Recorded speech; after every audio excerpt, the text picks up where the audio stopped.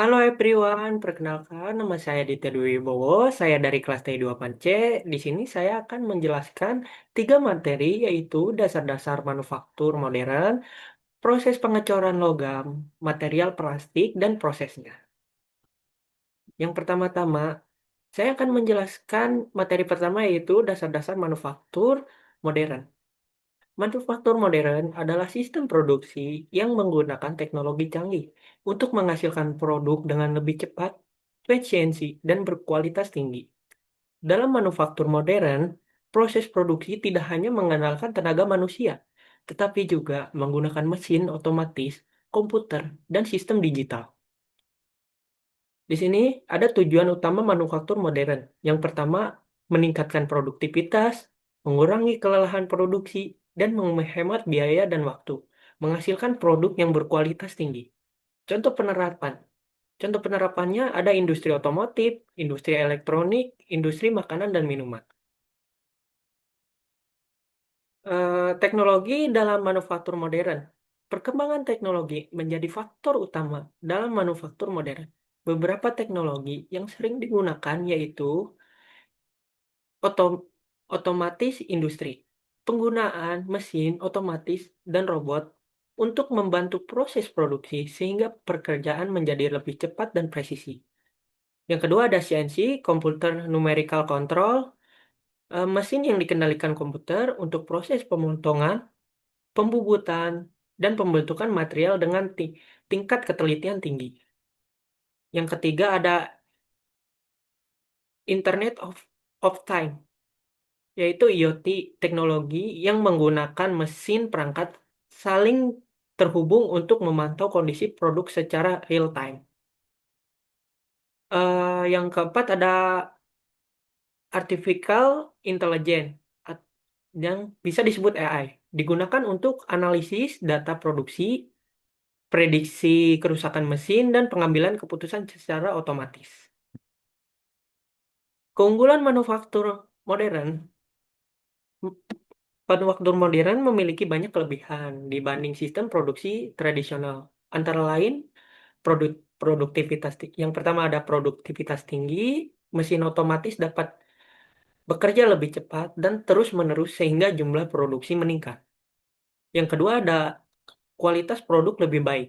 Penggunaan teknologi membuat hasil produksi lebih presisi dan konsisten. Yang ketiga efisiensi biaya. Penggunaan bahan baku, tenaga kerja, dan energi menjadi lebih hemat. Yang keempat, keselamatan kerja meningkat. Pekerjaan berat dan berbahaya dapat dilakukan oleh mesin atau robot sehingga mengurangi resiko kecelakaan kerja. Yang kelima, daya saing industri meningkat. Perusahaan mampu menghasilkan produk berkualitas tinggi dengan harga yang lebih kompetitif. kompetitif. Di sini saya akan selanjutnya akan menjelaskan proses pengecoran logam metal casting. Pengecoran logam adalah proses manufaktur yang dilakukan dengan cara mencairkan logam, kemudian menuangkan ke dalam cetakan sehingga membeku dan membentuk produk sesuai bentuk cetakan. Tujuan pengecoran yaitu membentuk produk logam dengan bentuk kompleks, menghasilkan komponen dalam jumlah dasar, menghemat biaya produksi. Contoh produk hasil pengecoran yaitu blok mesin, pelet kendaraan, pipa besi, komputer industri. Tahapan proses pengecoran logam yaitu satu, pembuatan pola. Pola dibuat sesuai bentuk produk yang akan dicetak. Yang kedua, pembuatan cetakan. Cetakan dibuat menggunakan pasir, logam, atau bahan khusus lainnya. Yang ketiga ada peleburan logam. Logam dipanaskan dalam tungku hingga mencair. Yang keempat, penuangan logam cair. Logam cair dituangkan ke dalam rongga cetakan. Pendinginan dan pembekuan. Logam didinginkan sehingga mengeras sesuai bentuk cetakan. Yang terakhir ada finishing. Produk dibersihkan, dipotong, dan dirapikan. Ya, jenis keunggulan pengecoran logam yaitu jenis pengecoran logam sand casting cetakan pasir. Yang kedua ada die casting, Yang keempat ada investment casting. Yang keempat ada centrifugal casting. Ya, keunggulan pengacoran yaitu yang pertama ben- dapat membuat bentuk rumit, yang kedua cocok untuk memproduksi massal, yang ketiga biaya produksi relatif murah, yang keempat dapat menggunakan berbagai jenis logam, yang kelima menghasilkan ukuran produk yang beragam. Di sini saya akan menjelaskan materi terakhir yaitu materi ketiga tentang material plastik. Pengertian material plastik. Pengertian material plastik adalah material sistematis yang terbuat dari polimer dan dapat dibentuk menjadi berbagai produk melalui proses pemanasan dan percetakan. Jenis-jenis plastik.